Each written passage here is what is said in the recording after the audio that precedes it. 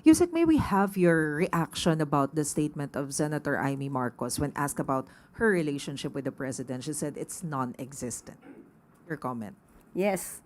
Immediately after the Uplift Committee meeting, I approached the President and asked about this comment or statement of his sister, Senator Amy Marcos. And he said, yes, they haven't spoken for almost 3 years. She has not been attending family gatherings, family events. So yun po ang sagot ng Pangulo.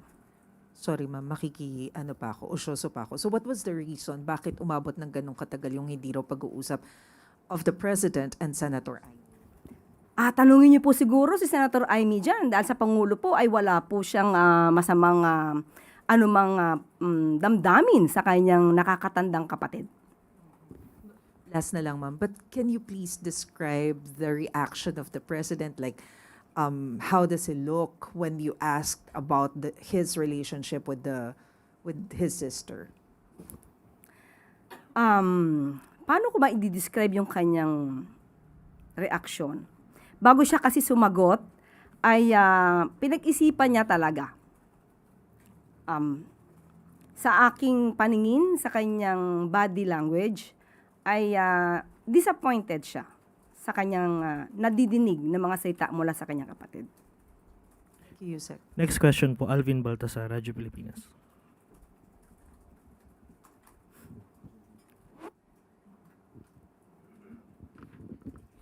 Yusek, total nabanggit na si Senador Amy Marcos.